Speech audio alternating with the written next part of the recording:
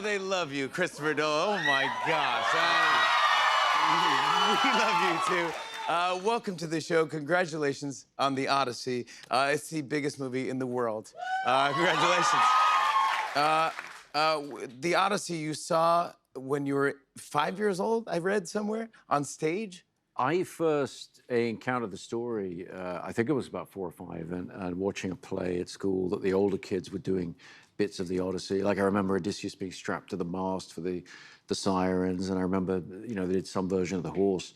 But I think, like a lot of people, it's just kind of in your bones. It's like you've experienced it in different adaptations and things when you were a kid. Stuck in your brain, and you go, oh yeah. Yeah, all the greatest hits kind of thing. Yeah. Did you realize, like you wouldn't think I want to be a director at 5, right? You'd know what that is. No, I was about 7, I think. So. Yeah, right. He waited a couple years. Waited a couple years. Yeah, smart. Exactly. Yeah, but you've made some of the biggest movies that we all love. You made Interstellar, Oppenheimer, Inception. The Odyssey is no different. It's a massive undertaking. This was a 91-day shoot across 6 countries. I've read everything about this. You've worked with thousands of actors on this movie. Yeah, the proverbial cast of thousands, absolutely. Yeah, it's the first film in history to be shot in IMAX, with IMAX cameras. Yes. I first encountered IMAX when I was a kid. I was about 16, and I went to the Museum of Science and Industry in Chicago, saw a documentary shot on IMAX, and right then I was like, if you could ever do a feature film that way, this would be the format to do it on. And finally, I got around to doing it. We first used the cameras on The Dark Knight. So for the introduction to Heath Ledger's Joker, you know, the bank heist at the beginning, the truck flip, that kind of stuff, we shot those things on IMAX. But was it the old IMAX, the loud IMAX camera? Well, it was, exactly. You could shoot action with it and everything, but the cameras are incredibly loud because the film is huge and it's running through very fast. So it sounds kind of like a generator or a tractor or something. So you can't do dialogue. So you can't do dialogue, and we've never been able to do dialogue. On this film, I finally called IMAX, and I'm like, look, if ever there was a story that you were going to try and do every frame in IMAX, it would be The Odyssey. So can you find some way to help us, you know, record the dialogue? And what they did is they built this sort of high-tech box for us called a blimping system, and you put the camera in it, and it made it silent. So, you know, we could then do all the scenes on IMAX, including the dialogue scenes with the actors. How much film did you use? 2 million feet of film. a lot of film, yeah. Wow! Look at this. This right here, you directing the giant IMAX camera. Oh my God. And then here's using the blimp technology, what they call it, but with the cover, the case to make it quiet. Yeah. But it's so big, the camera, that actors can't see, if you're doing a close-up scene, you can't see across from you. Yeah, you can't see the other actor past it because it's this giant box. So you invented another invention. So we invented a mirror system that the camera guys figured out how to use it. You're like a crazy inventor now.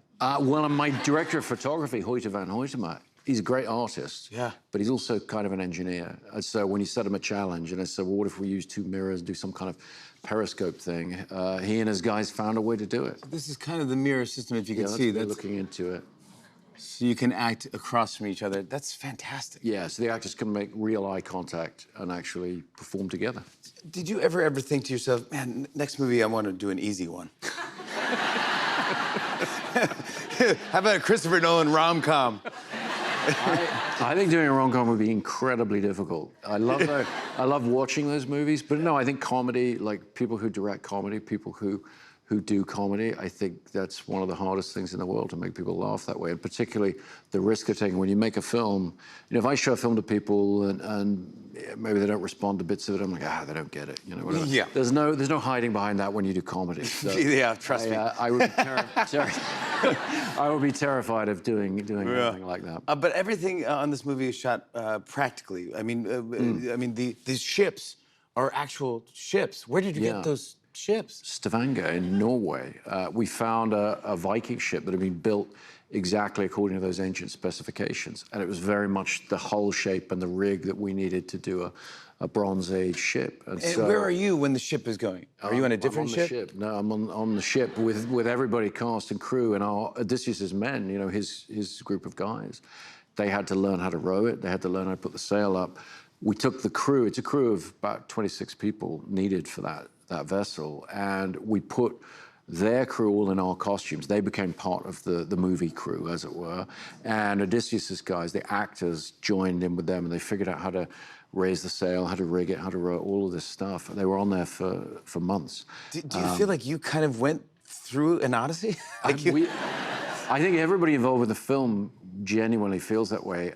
You know, when I first talked to Matt Damon, who plays Odysseus, when I first, yep, he's incredible.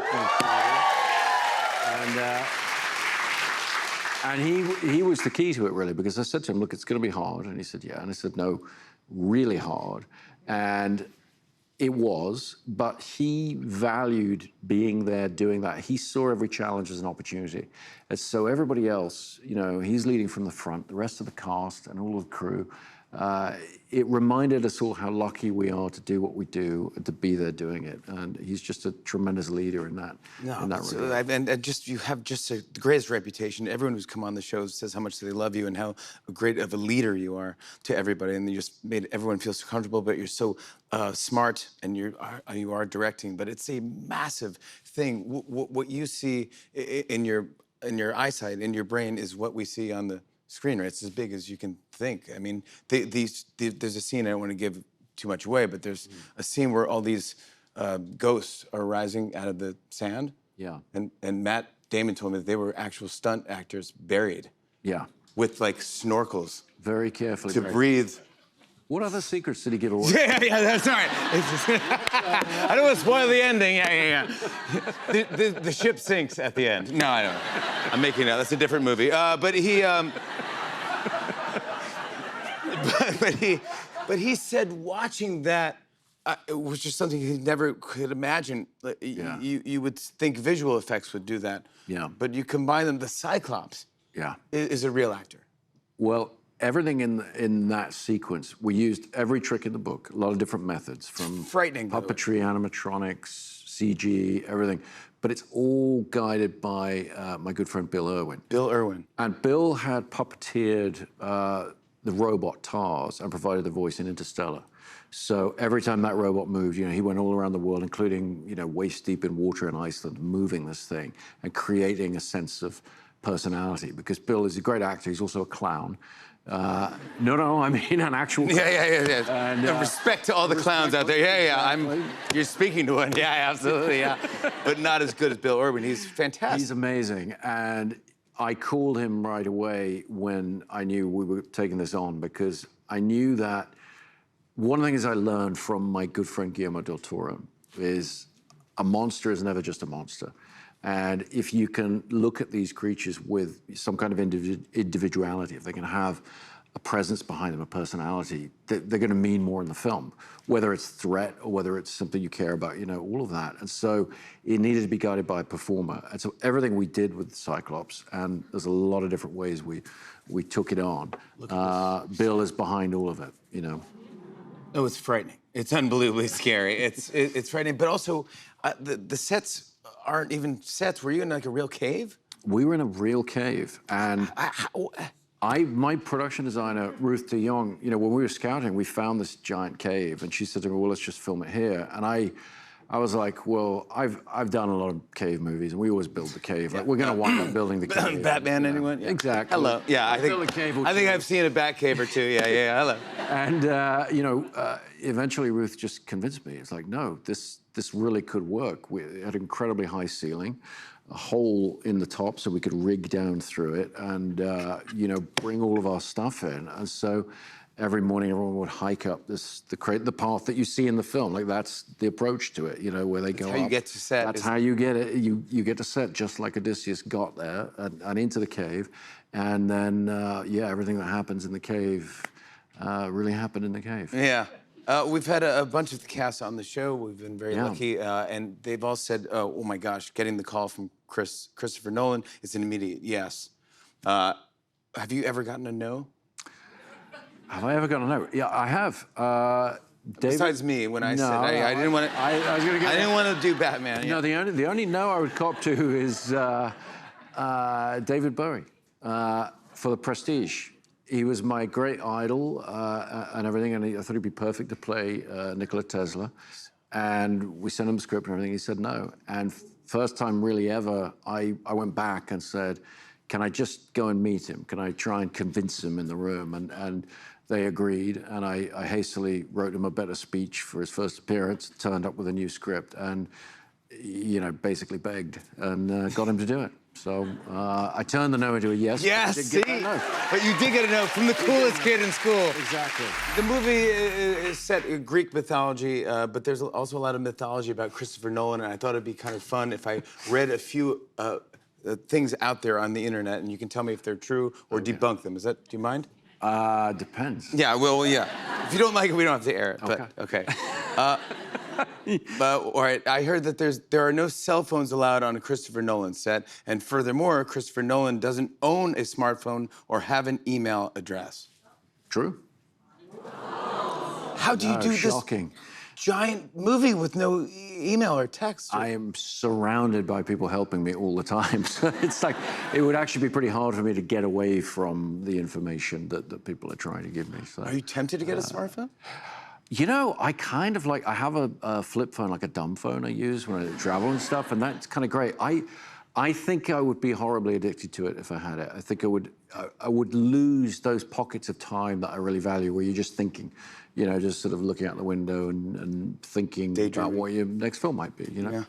How about this one? Airport customs agents almost disposed of your IMAX film while shooting The Odyssey. That is true. Yes. Painfully How? true. No. They opened up all the cans. It was when we were going to Scotland. Scotland? And yeah, I mean, I think film. Is there a shampoo in here? You're trying to smuggle a bottle of water.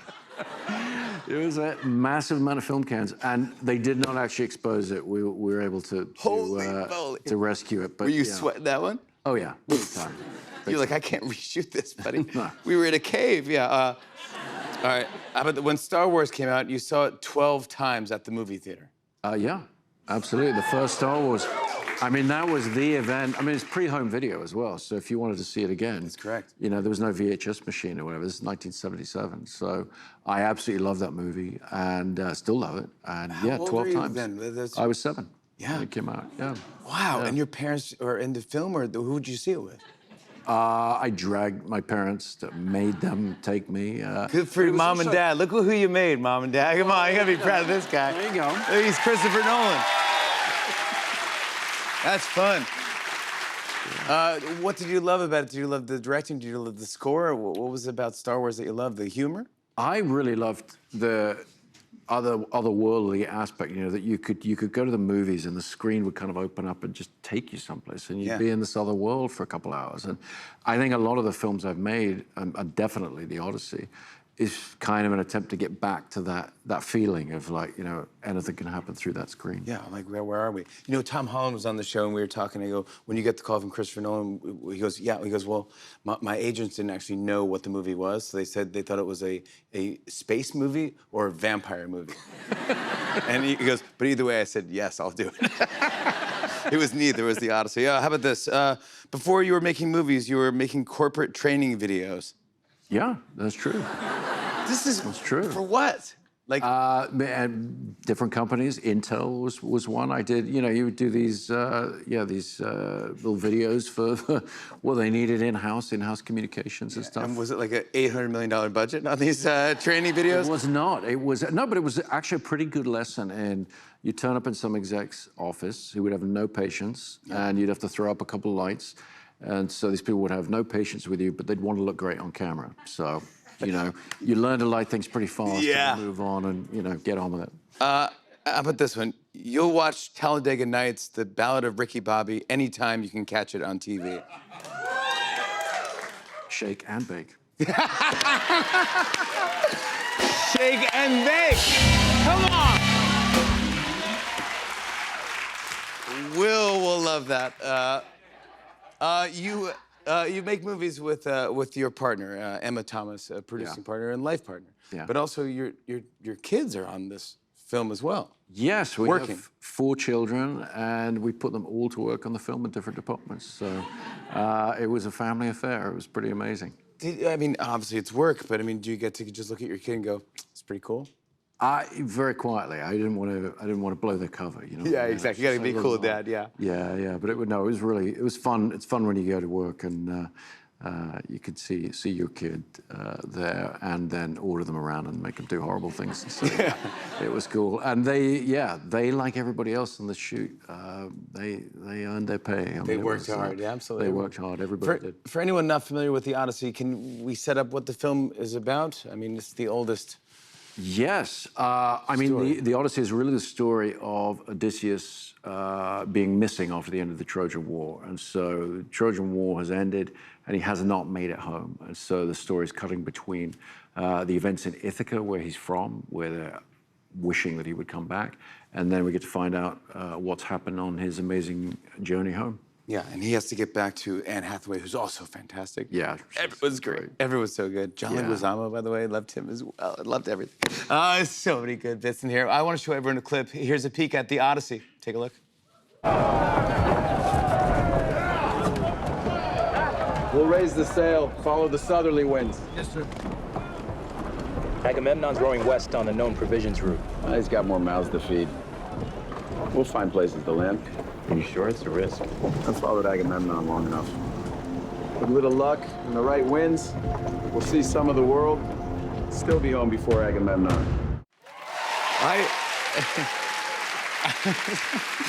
I was just saying, we got to see it on 70 millimeter. We got to see it, and we just all saw it with a bunch of comedy writers from our show, and everyone was just in awe, just in a different world. Loved every performance, loved the score, loved the lighting. I felt like I'd been through something. It was such a great experience. I can't thank you enough for all that you do for the industry, for the business, and thank you for making these great movies. Please make more and come back whenever you want. And thank you.